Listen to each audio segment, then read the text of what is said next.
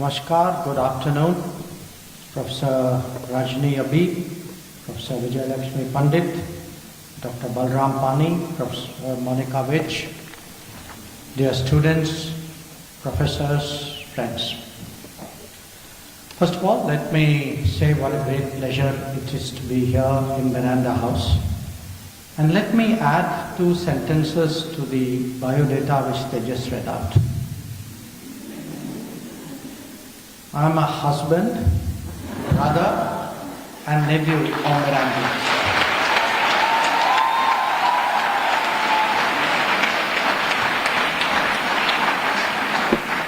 And before I speak further, let me extend to you all my greetings on the National Girl Child Day, because I think as a brother and as a father of girls, I know their value in the family.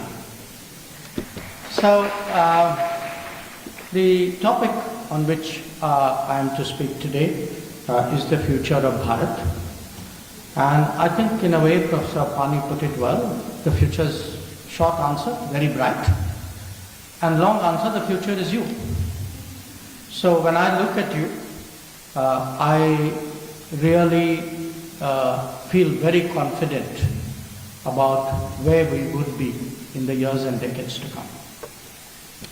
But you know, when you give a proper lecture, you're not supposed to give short answers, you're supposed to come up with numbers and details and reports.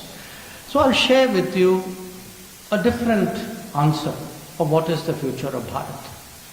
And this is an answer which Goldman Sachs has just put out, which is that last year, we were an economy of $3.73 trillion.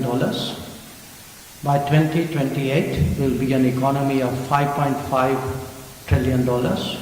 And by 2075, we'll be an economy of $52.5 trillion. Now, why am I giving you that?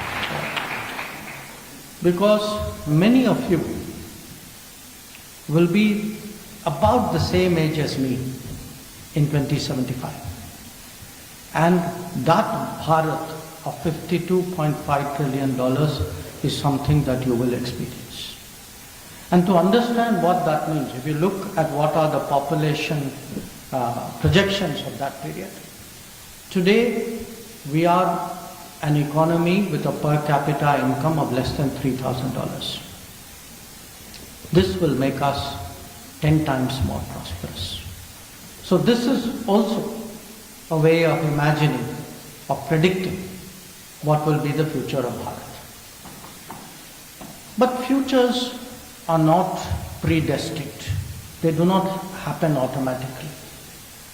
People, countries, societies have to work for the future. And that work, the call for that work, has been given by the Prime Minister when he has envisaged this 25 years of Amrit Kaal, where by 2047 we have set ourselves the goal of being a developed nation. But when you go forward, you have to go forward on a foundation. If you are building a building, the building rests on something very firm, something very concrete, something very solid. So what is the foundation on which the future of Bharat is being built? I picked 3 broad themes or 3 broad explanations of that foundation. One is the foundation of a democracy that delivers. Now, you could say, democracy, why is that a big deal? We have, at least after independence, always been a democracy. We had 2 years in between. In fact, I was in university at that time when we had emergency. There were some question marks, but I think it is a testimony to the strength of our commitment to democracy that we came through that and put it behind. But I say this to you as someone who travels around the world. Don't take democracy as something which is a given. It is something we have to nurture, we have to grow it, you have to practice it. Because there are many other societies who have not been able to build up the kind of democratic traditions and practices and ethos that we have. So having greeted you on National Girl Child's Day, let me also remind you, tomorrow is National Voters' Day. So I say this to you because it is through participation of people. When a society is indifferent to its future, democracy will not flourish. It requires for democracy to strike deep roots, to keep growing. It requires a continuous refreshing. And that is really what, elections and political mandates are about. It may be a performance audit of those who are in power, but it is also the endorsement of those who determine who will be in power.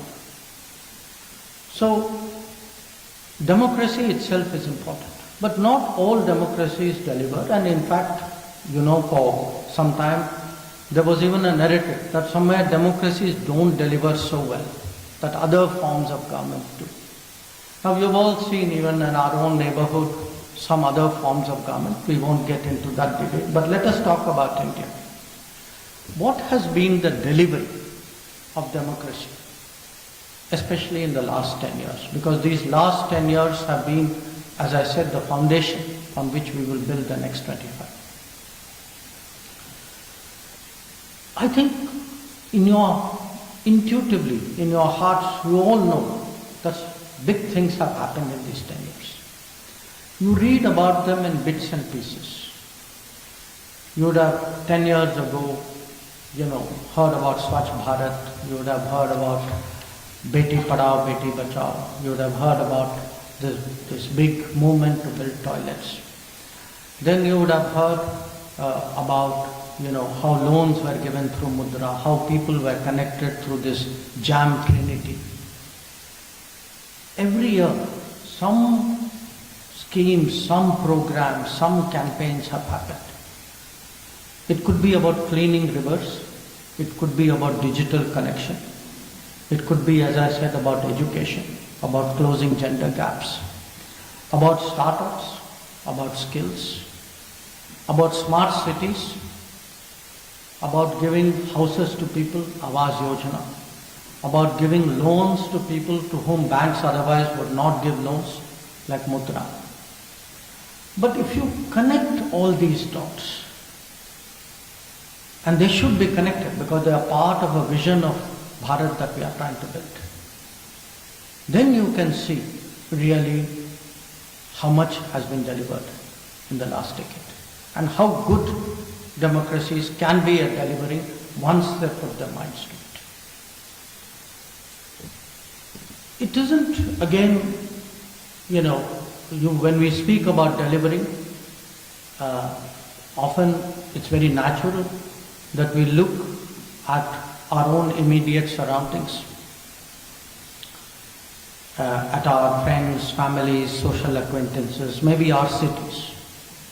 But we are a very large and diverse country. So delivering by itself is not enough. You have to deliver to the last mile. Because if one part of India is racing ahead and other parts of India are left behind, then this is not a Bharat whose future is assured. And here again, this delivery of the last decade has actually worked wonders. That if you look in the last 9 years, 250 million people, 25 crore people have actually come out of poverty in this country. It's a staggering number. The only country which has done something like this has been China. So when you look at the scale of what is changing, because again when we say, we do houses, we do electricity connection, we do water connection, these are not localities or villages or showpieces which are happening. For every one of these schemes, the number is 800 million, 500 million, 400 million. These are whole continents, countries, regions. That is the scale at which actually things are happening. And particularly to our young friends, I would say, the more you travel around India, because having spent a large part of my life traveling over the world, I now focus more and more on traveling within India whenever I get time off from my foreign travels. And you can actually see this change happening in the most remote parts of the country. And the silver bullet, the magic, has really been digital. That what digital has been able to do in this country is simply amazing. And in fact, it's interesting, when I go out, the most frequent question that I get from other leaders, from other ministers, from press people, is actually what has India done, the transformation that India has done through digital means. That this digital actually, and many of you actually have experienced it. Without the digital, you would not have got the COVID certificate which the COVID platform gave you. Without that COVID certificate, actually, we would not have known who was vaccinated and who was not. And that old days of paper certificate, we would have all suspected that it's a fuzzy certificate and probably would not have been entirely wrong.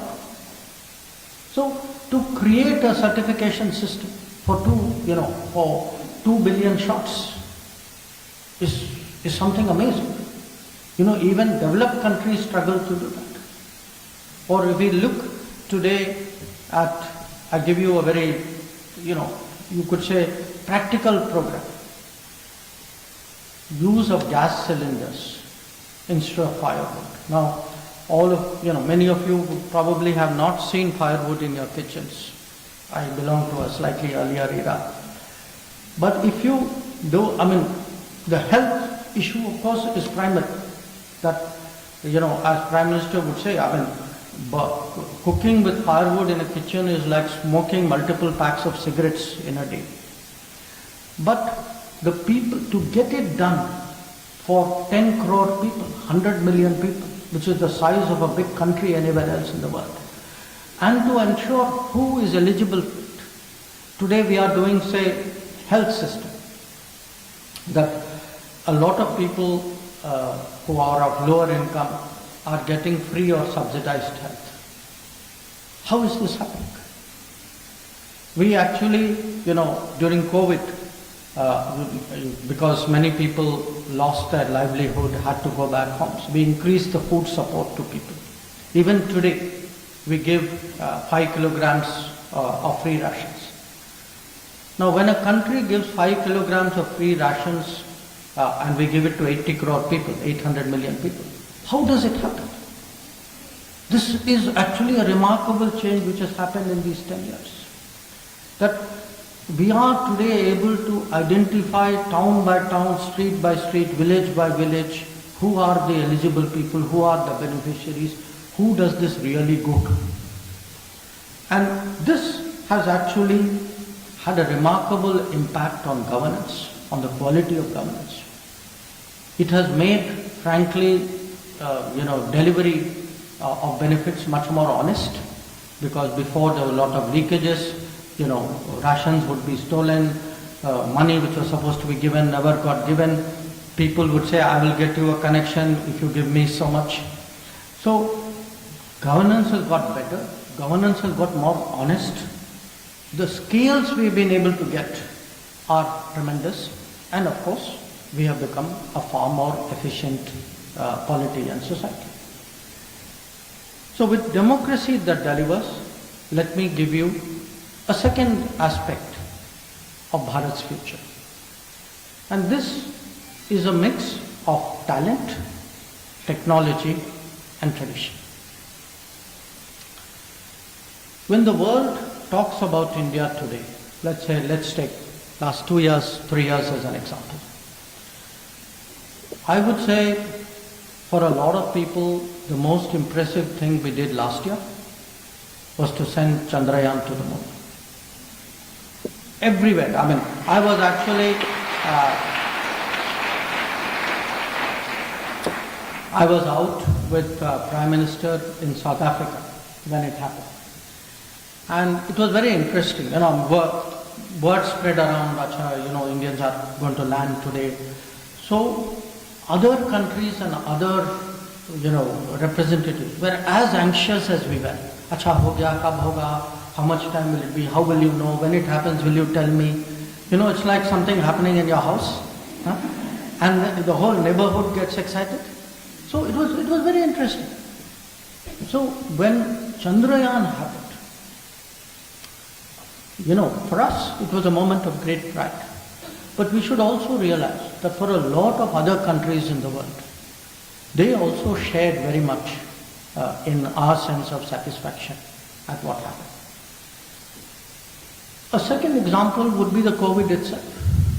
That when COVID started, people worried whether India would survive COVID. By the time we came to the time when COVID was more or less out of the way, we actually ended up as the country which gave vaccines to 100 countries. And we were able to vaccinate our people very efficiently. During COVID, obviously, most of us could not travel. Okay, the one person who still had to travel was the foreign minister. So I would actually go around Europe places and look at how people were handling COVID.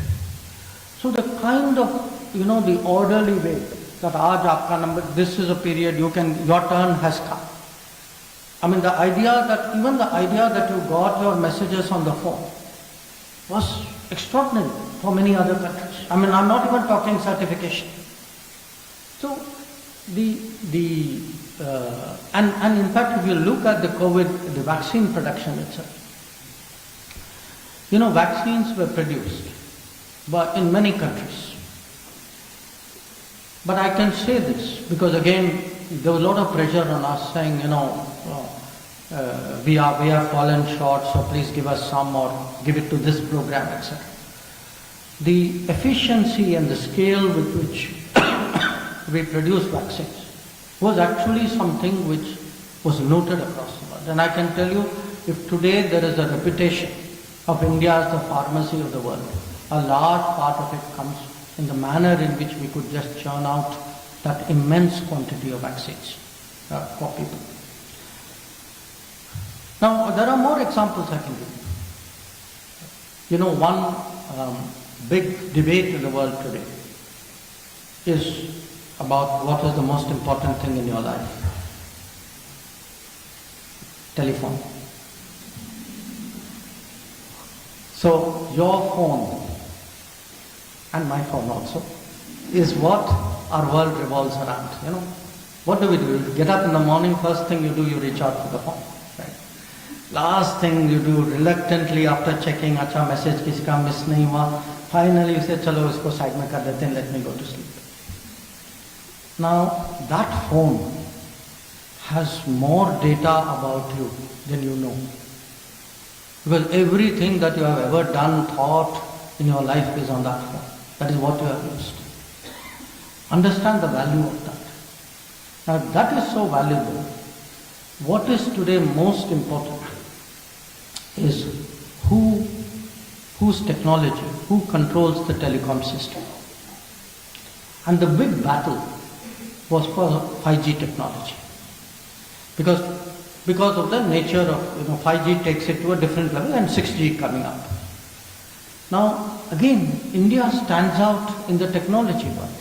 That for a country which imported its 2G and 3G, today we have our own 5G stack which we are rolling out. So the 5G which all of you are using or will be using are Indian 5G. So I cite this to you that both in terms of our achievement and in terms of the perception of the world today, we are very much seen as the technology country. We had built up this reputation starting 20 years ago, but that has grown stronger and stronger. Now once we have built up that reputation, there's an interest in the world in getting Indians to come there and work.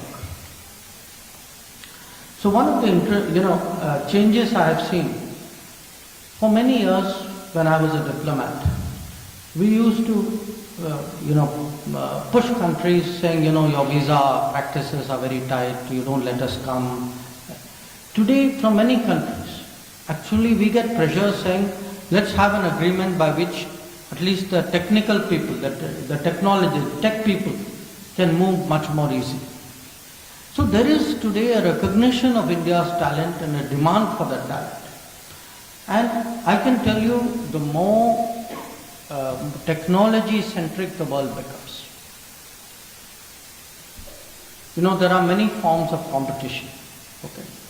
Old days there used to be war. Okay. Then there'd be like trade wars. There were oil wars. Today there's a chip war. Countries are competing to master and produce chips, because chips are seen as the center of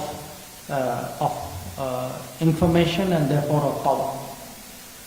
Now, it could be semiconductors, it could be supply chains of various kinds. There is today a great sense in the world that having this go through India, having an Indian production center, having supply chains, having factories in India. And one very notable one, I don't know how many of you are Apple users, but almost without knowing it, the chances are with every passing year you are using an Indian Apple phone in your hand. So one part of it is how things are happening at home, a democracy that delivers. But the other part of it is this sense today that the talent of India and the startup culture has helped, the skills, the digitization of India has helped. All of you today have capabilities which will match the best in the world anyway, and which would be far beyond, forget much older people. You have at your fingertips things which could not have been imagined 10 years ago. And to round off that point, it is actually a point about tradition. That we Indians collectively have an image in the world. We are seen as responsible people. We are seen as family sensitive, family centric people. That काम देते हैं तो करते हैं, मेहनती लोग हैं. That overall image of people who are good to work with, who are reliable to work with. This is something which will actually serve us very, very well in the future. That we can manage technology, but we keep our traditions. And in fact, one reinforces the other. That between technology and traditions, we have actually nurtured talent. And this collective image of India, you can say it is almost like an India brand. This India brand is actually a very important part of the future of Bharat.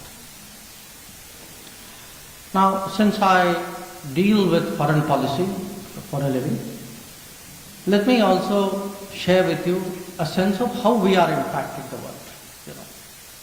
So let's take last few years and say, okay, in the world's mind, what has changed about India? Because I can tell you, many things I am telling you in a broad sense they know, but they would not have that detail which Indians would have about our own lives.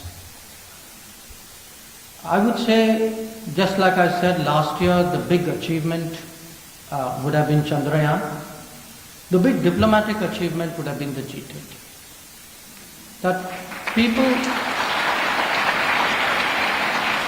to be very honest with you, most of the world thought that we would not succeed with the G20. That they actually thought everybody is fighting.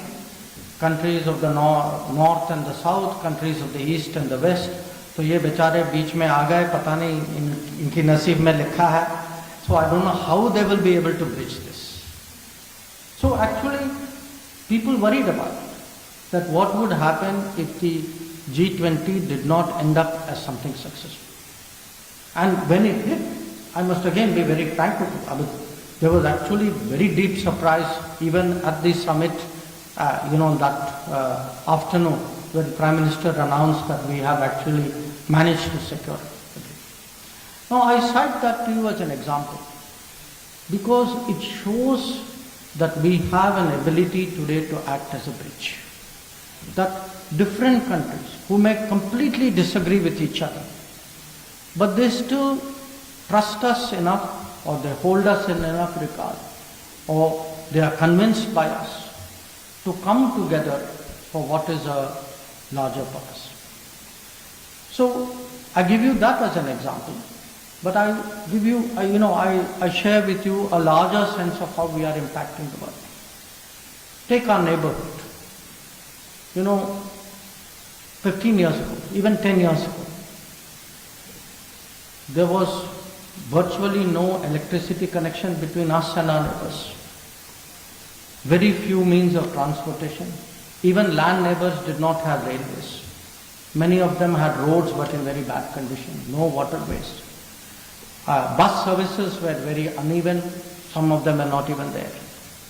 Today, if you look at the neighborhood, everyone, barring one country, which I think you all know.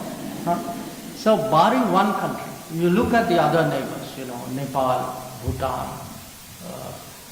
Bangladesh, Sri Lanka, Maldives, even Myanmar. There's an enormous change. Not just change in connection and how we have built this connectivity, but also a belief that, look, if we get into difficulties, there is a friend, a neighbor who will stand with us. So when I speak about our actions which have earned us respect in the world, I told you about Chandrayaan, I mentioned to you about how we handled COVID. What we did for Sri Lanka was actually something which everybody wanted. That here was a country which was literally day by day, its economic position was sinking. That, the street, there was rioting on the street, government had fallen. And they were negotiating, they were asking for help from the international community. And it was India which stepped forward. And we stepped forward very decisively at the right moment. The next time any of you go to Sri Lanka for a holiday, to see friends, to do some work, just ask people what they think about India. And I can assure you, you will feel very, very good. That feeling today, that here is a country on whom we can rely on, is a very powerful factor today in terms of the impact that we make. Now, I'm talking to you about the neighborhood, but actually there are many more countries today that if you look at, what we call global south, countries in Africa, in Asia, and Latin America, they all follow what we do. Many of them want to do something similar, some have the ability, some do not have it. And they all deeply value actually working with us. So, if you see in the last many years, we have actually today done projects in almost 80 countries of the world.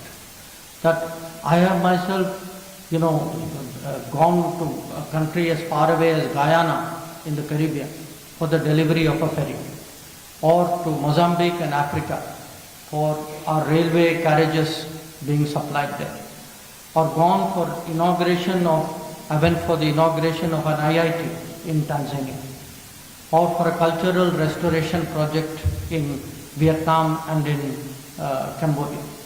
That what we have done in terms of, working with others. Now, one part is the practical side. The other is the impact we have made in terms of ideas. That if you look at many of the big ideas of the last 10 years, we all talk about solar, how to use more solar energy. It's greener, renewable. But the person who persuaded the entire world that let us make a solar alliance and organize ourselves was Prime Minister Modi. Every year, we deal with natural disasters. The person who persuaded the whole world, let us create a coalition to deal with such disasters, have capabilities, build standards to anticipate such disasters, again was Prime Minister Modi. After Ukraine, we all struggled, the entire world struggled with food shortage, especially wheat, because Ukraine was a big supplier of wheat. Again, it was our idea saying eat millets. I hope most of you do. Millets is such a fantastic idea because, millets was our tradition, that our forefathers and foremothers ate millets. It's much greener, it takes less water. It is grown by a small farmer and is much more nutritious. So the whole idea that look, how to put before the world ideas, organize it, spread it around, even yoga.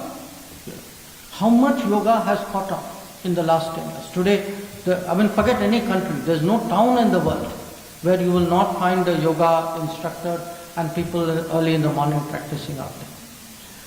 So, to me, this democracy that delivers the talent, the technology, the traditions, the impact we have made.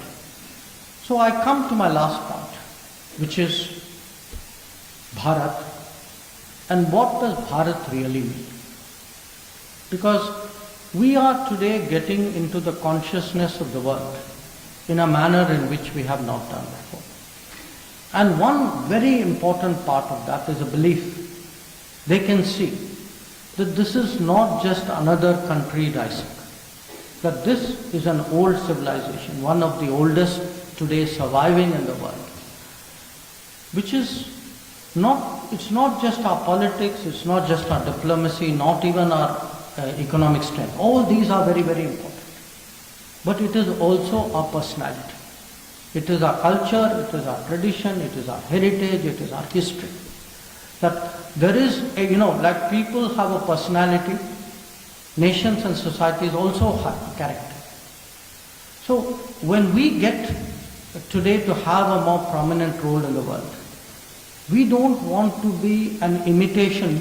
We don't think being modern is necessarily being Western.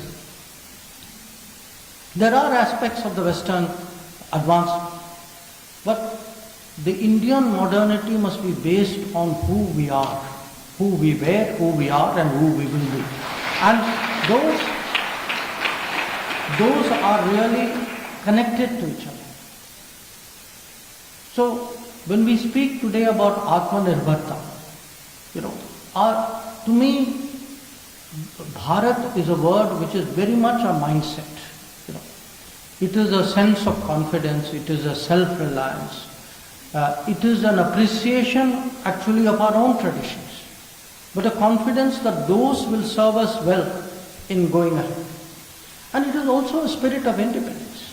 That again, I think one of the reasons today a lot of countries look at us is in very difficult moments. We have actually stood our ground.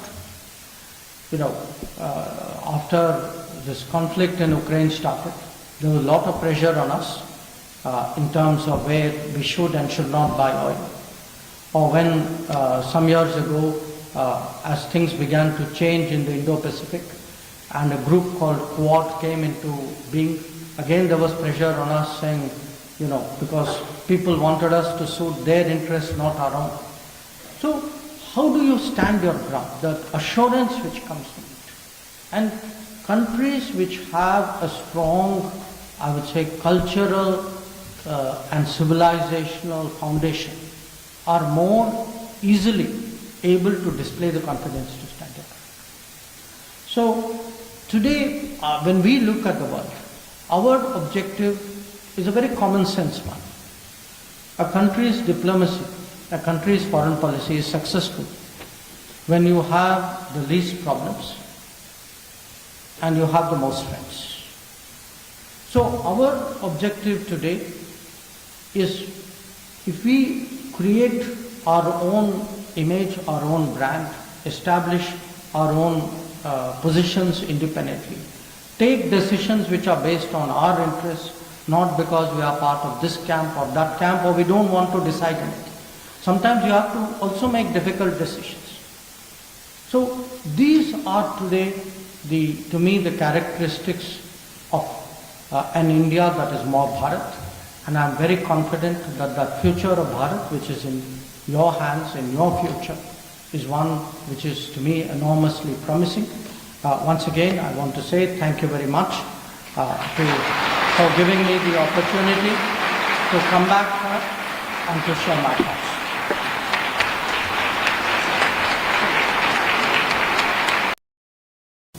Professor Rajni Abhi, Professor Vijayalakshmi Pandit. And a perfect touch-up which has definitely been enlightening for all of us. Following this, we now open the floor for an interaction with students. Students in the audience are invited to pose questions to the Honorable Minister.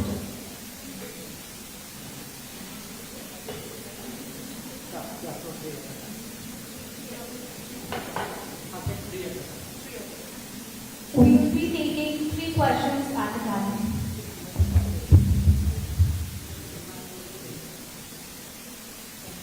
Good afternoon, sir. I'm Prabha Shah, and a student of Political Science. I welcome you to Miranda House, first of all. And sir, you spoke of democracy. You spoke of foreign media. And recently, in several foreign media reports that have been published, India has been seen as sliding down with the democracy indicator. And sir, as you have said that we should not look at these at the face value and that there are multiple perspectives and standards involved. Could you please elucidate on what are these standards and what should India's outlook on these foreign reports be? Thank you. 2 more questions. Good afternoon, sir. My name is Shikhar Tripathi. I had actually got your book here in a hope that I might get it signed, but even if I'm not able to, I'm happy that I'm able to ask you a question based on. Thank you so much, sir. Sir, in chapter 6 of your book, on page 86, you wrote about, I'll quote it, sir. You wrote an analogous example of Ramayana, and you talked about how Varun's promise to not get rid of the bridge as a result of coercion by Prabhu Sri Ram. So what is the role and significance of coercion in the future of Bharat to build a world constituency? Thank you so much, sir.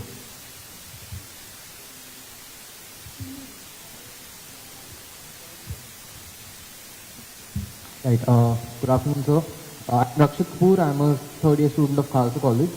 So my question would be simple, that India, being a strategic partner and a strategic world global player, has a role to play in the Middle East as well. And as pointed out by you, that we have a certain strategic advantage as well. So how can India bridge the gap between the OIC and the OPEC nations and the counters of USA and Israel?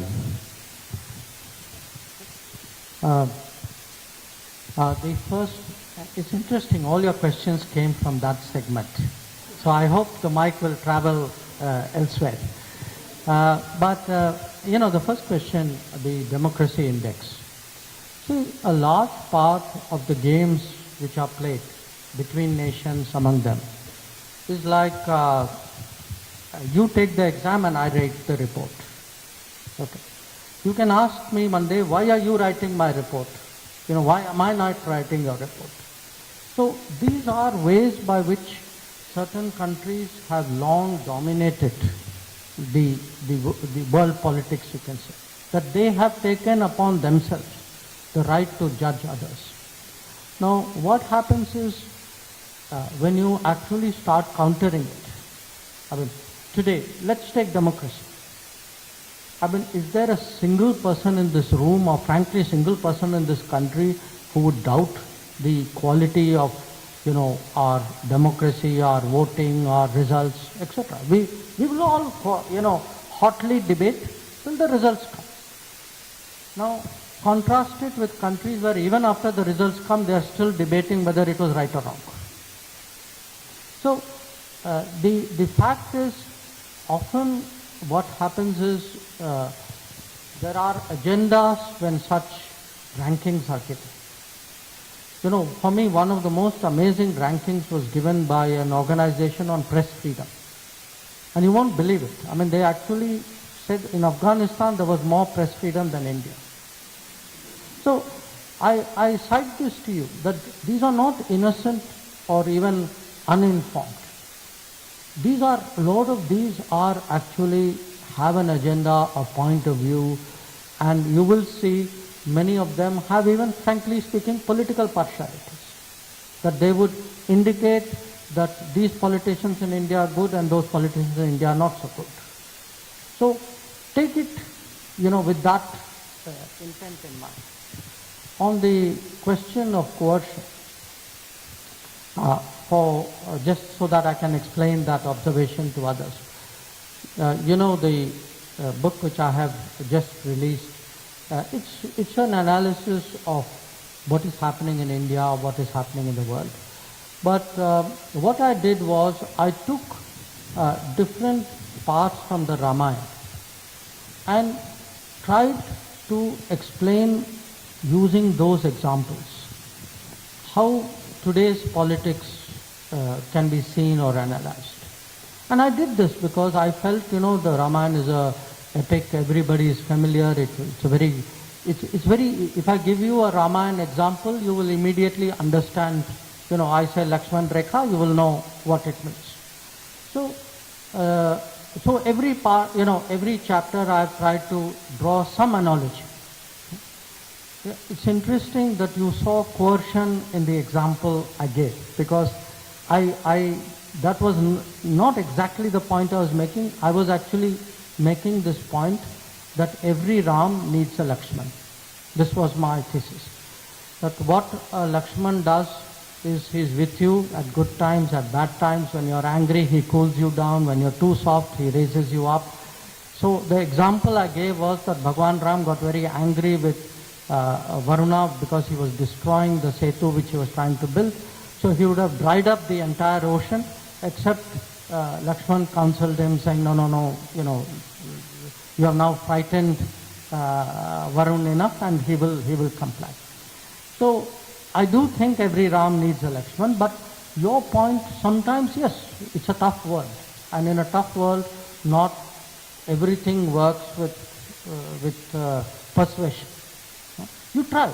After all, my core business is to persuade everybody as nicely as I can. Now, sometimes, then you have to move on to other forms of persuasion. So this was one such case. The last question, the Middle East question. It's not such an easy issue, because on the one hand, what happened on October 7th to Israel was terrorism. I don't think anybody should doubt that. On the other hand, what Israel did in response to it, it is important that they avoid civilian casualties, that they follow international law, that they behave also in the manner in which they are expected to do. But in all of this, we know that one important part is that the Palestinians don't have their homeland. And we have to find a solution for that. So, in a sense, how do we take this, what are sometimes contradictory trends, and put this together and find a common ground? It's very, very difficult to do at this time, because there's also this time the hostage issue. So today the hostages, creating a humanitarian corridor, these have become very, very pressing issues. We have, been in touch with everybody. I think there are many countries are dealing with each other. The Israelis themselves are dealing with most of the players directly. But I think at some stage the underlying issue will come to the front, which is what will be the future of Palestine. And I think that is an issue on which certainly India has a viewpoint, and I think India will have some influence. Thank you so much, sir. We will be moving on to the next three questions. Someone from the middle. Namaskar, sir. My name is Komal Charan. We are delighted to have your good self on our campus. Sir, in your book, The India Way, you have expounded that our approach to the US should be customized for the president of the day. And sir, having strategically maneuvered through the hesitations of history, How do you see the American elections unfold for India, given that one side is more nationalistic and insular, while the other is more global and outward bound? Secondly, sir, it would be a thrill if you could draw some interesting parallels between cricket and diplomacy, given your enchantment with that sport. Thank you, sir. Jai Hind.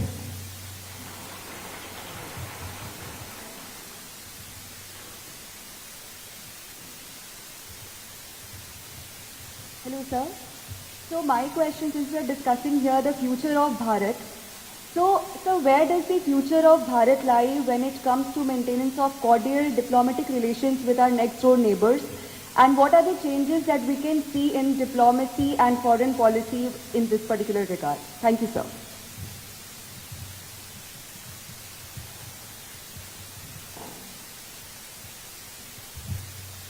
Good afternoon, sir. I am Deeksha Chaudhary, a second year BA Political Science student. So my question to you is that in this day and age, developed nations as well as the developing nations, they've always had interest clashes in a lot of matters like climate change and property rights. So India, as the champion of, which acts as a champion of developing nations as well as partner of developed nations, like it's in Quad and all these examples. So how does India handle these interest clashes and what does it prioritize? Thank you. Very good questions all. You see, why I had referred to the fact that we customize our approach to the President of the day in the United States. Just think last 20-25 years. Okay. I think the older people in the room would remember when President Clinton came to India. Okay. It was after a long gap that an American president had come.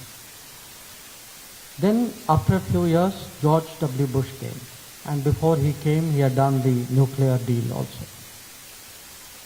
Then Obama came. And Obama came for Republic Day. Okay. Then Donald Trump came in 2020. Now, if you look at these four people, and now you have Mr. Biden, okay? If you look at these five people, I cannot think of five people who are more unlike each other. They're all Americans, but very different in nature, very different in personality, very different in thinking. Now, from the point of view of a country like India, if we are trying to build our relationship with the United States, and we are obviously building it because it benefits us. Like they are building it before the bid. We have to, we have to, in a way, create a kind of a agenda or fashion a kind of approach which would appeal to each one of them. Issues may not be the same. In fact, the issues may be very different. Each one have their priorities and their interests. Sometimes they may clash with ours. But it's important, if you have to build a relationship, to assess who is the other party and make an assessment that that person, like say you wanted to be nice to me, so you ask me a question on cricket because you think it will appeal to me. So like this, I also would have a conversation in a way in which I would pick things which would appeal to them. I'd be tough on issues which are of importance to me, and that's how you kind of not just manage them, but that's how you keep taking it forward. Now, your cricket question, is a tricky one because it's very what happens in cricket. If you give one example, people say, "But undas ka naam nahi, inka naam nahi liya, unka. Why did you pick them and not them?" But really, I would say, in a kind of a very, very objective way, as someone, a lot of us, for us, particularly an era when you began by first listening to commentary, then seeing it on TV, then first reading it in newspapers, so you grow, with it. Many people were like images in your mind, you never actually met them, and when you met them, they looked different than it's like Hindi playback singers, You think the actor's face is actually the playback singer's voice. So the point, I would say, looking at this whole thing, to me the person I have very, very high regard, because it's similar to, in a sense, to what we do, is Dhoni. And I'll tell you why. To me, he is the most cool person in the most difficult circumstances. So if today in diplomacy, say today if as a minister, I have to look at, say, appointing an ambassador, picking someone, I would pick the cool, the most calmest person, somebody who can take pressure, somebody who's thinking all the time, even when under pressure. So, but it would depend on my mood. There'll be times when you say, Harsha, you need a Sehwag for this situation. So it would vary from time to time. On neighbors and future, and please don't take the Sehwag now into the next question. So neighbors and future, look, we have some difficult neighbors. Okay. I mean, there's history, there are a lot of reasons for what it is. But at the end of the day, neighbors are neighbors. They can't run away from you, you can't run away from them. It doesn't mean that we have to concede to things they do, they want, particularly if it is unreasonable and unfair. Say, if I were to take the case of one neighbor, Pakistan, for years they have tried to continually pressurize us using terrorism. To my mind, it is something we should be very clear and very consistent in our rejection. So we should not yield to the pressure of terrorism, because once you do, there is no end to it. On the other hand, there are other neighbors. Many of them are smaller than us in size. They expect us to be generous. I think we should be generous. It's a bit like a family, In a family, if there are members of the family to whom you have great affection, they repay your affection, they are respectful, you are respectful, family is very nice. Within a family, sometimes there are people who are, as you say, very, very difficult, sometimes worse than difficult. I think it is very important to be very, very firm with them. So I do feel when it comes to Bharat's future, the more assured we are, the more confident we are, the more we believe in our own principles and beliefs, I think our ability to deal with our neighbors will strengthen accordingly. Last question on the developing. Yes, it is a problem, because on many economic issues, we have very strong interest with developing countries. On patents, on trade issues, on climate issues, on intellectual property issues. But there will be issues where, let us say, a lot of our partners may be from developed countries. The ability today in diplomacy, and this was one of the problems we had even in G20, how do you work with different partners? How do you keep your relationship with Russia but build your relationship with America? Say within the Gulf, if two countries are not getting along, how do you manage with both of them? So these are the sort of complexities of diplomacy.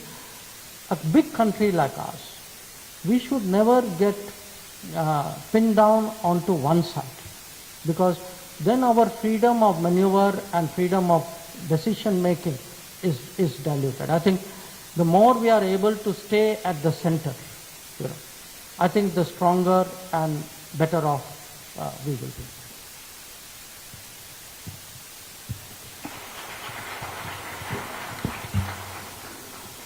Definitely, we all have a curiosity to ask and to know a lot from the guest of the day. But keeping in mind the time crunch, we'll now be limiting ourselves to the last round of questions. And I guess it would be fair if we take questions from the last. Good evening, sir. Chester Chaubey this side, and I'm pursuing political science honors. And in your speech, Sir, you mentioned in your speech like the following neighbors which we have good terms with, But quoting your speech, you mentioned Maldives also. But with the current scenario going on, what is your take on the future of Bharat with Maldives? Thank you, sir. We'll take questions. Greetings, sir. This is me, Nandini Kumari. I'm a second year BA Political Science Honours student. Sir, as we witness India's actively engaging on the global scale, navigating the complex diplomatic scenarios, and at the same time managing the strategic relationship with different countries, and that we can clearly see from the fact that how we deal with the Russia-Ukraine case or Israel-Palestine, or the most recent... Question. Yes, sir. And the most recent one is the red security concern. But however, despite this commendable efforts, there seems a perception that India faces challenges in maintaining its strategical position or a strong influence in its immediate neighborhood. So how does, sir, you relinquish the global aspirations of India with the regional vulnerability that is residing in our own backwards? Thank you, sir. May we please have a question from behind? Good afternoon, sir. My name is Nidhi Gautam and I'm a first year student from Miranda House. My question to you is that while China stands as India's third largest trade partner, with us having imports of nearly $99 billion in 2023, especially in critical sectors like pharmaceuticals and telecom, there is a contrasting concern of China's role as a territorial aggressor. So in such a situation, how does India effectively manage this complex relationship, balancing economic dependency and security challenges, all of this while preserving India's sovereignty and fostering self-reliance? Thank you.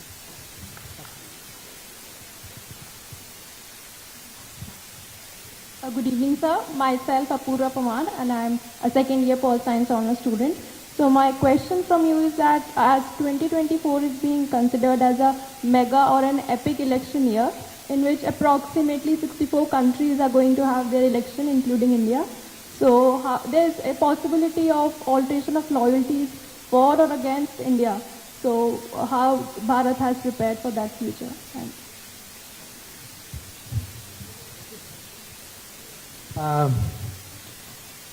The Maldives issue. You know, in a way, I'll take the first two because they are linked to each other. The one is neighbors, one is a specific neighbor, Maldives. Look, what happens in every country has its politics, you know, and politics means there will be different views on different issues. And for many of these countries, because India is such a large and important neighbor, many of the debates are about India, you know. Should we have good relations, stronger relations, more cautious relations? It's very natural, you know. It's not just about India. There are countries who would have it about China, in China's neighborhood, about America and America's neighborhood. So this is to be expected. How do we deal with it? Because it cannot be that politics in every country will always be favorable to us or to our interests. So what we do is, it's important to build much deeper relations with the society, relations with multiple, political parties, with multiple institutions, and where there are differences, find ways of sorting it out. So my expectation would be that with all our neighbors, including Maldives that you asked about, that we will, do the sensible thing of sitting down and discussing, what is your view, what is my view, where do we find a meeting ground. Now, it's not always that easy to do with all countries. So the more, we have, I would say, deep connections. So let us say if there is a big trade between us, if there is a big power flow between us, or if a lot of goods are transiting through. So there is a structural connect, if a lot of people from one country are studying in India. These are all factors which keep relationships very steady, and that is, in a sense, what we try to do. On the China issue, and bear in mind, China is also a neighbor, but it's a different kind of neighbor because it has a history which is with us, which is not as connected as all our other neighbors. Now the issue that you raised, that we have such a big trade, and by the way it's a very unbalanced trade, How do you reconcile this big trade with the security challenges that we have from China? I say this as someone who has served in China for 4.5 years. I had those concerns then. Those concerns have grown with the passage of time. What has happened is, we have actually today allowed Chinese to have market access in a way in India, which is not reciprocated by us, by them in China. Secondly, we have actually hurt our own interests, because one of the mistakes we have made is, after the 1990s, as we reformed our economy, we did not increase manufacturing in this country.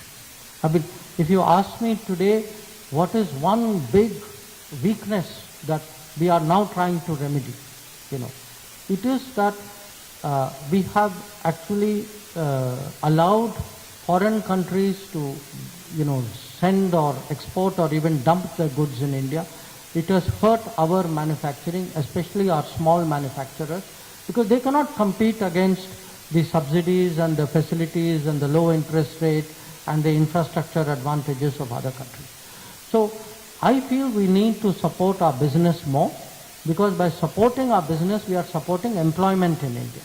So when Prime Minister tells people saying, look, vocal for local, that when you tell people make in India, when you say Atmanirbharta, when we, even our own traditions, the people have forgotten our traditions. We just last year started a program called Vishwakarma, that things which were made for hundreds, thousands of years in this country, if we do not continue to support, let us say, silk making in Banaras, at some stage it will vanish, because somebody in China will be substituting it. So it is very important for us. Patriotism is not only about what you say as a political slogan. We have to live nationalism. And to me, today, how we support our producers, our craftsmen, our workers, our businesses, this is something which should be in our blood. And I can tell you there are many countries like this. I have lived in some of them. That even if the products are more expensive, they will buy theirs because they have a sense of pride out there. And they will wear or eat or, use things which are the national products. So there is no easy answer to the China problem that we face. But at least for a beginning, in some very critical areas, very sensitive areas, it is important to take full precautions, because when you have a country which has moved its forces to our border, obviously not with a good intent, then I think it is only right that we take the precautions out there. The last question, so many countries are going for elections. That is true. Some countries may even change their government. I don't think we will. So here is my advantage. My advantage is I am the fixed point. Some others may change. I will find my adjustment to that. Thank you, sir.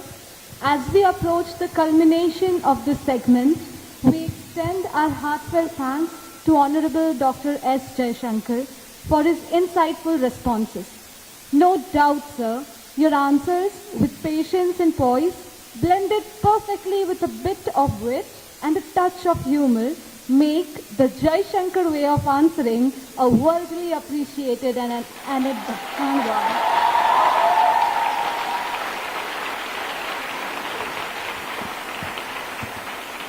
Thank you will be an understatement to express our gratitude towards you. We remain grateful to you, sir, for lending us your invaluable time and gracing this event. Your words infused with your experiences shall reverberate in our heads and hearts, inspiring us towards the most righteous actions in life ahead.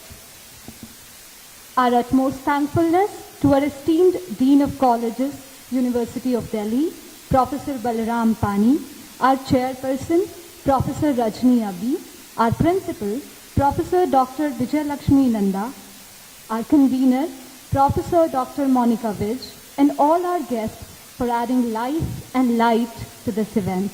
Extending you all a bouquet of our deepest and most sincere gratitude. Ladies and gentlemen, may I please request you all to rise for the national anthem.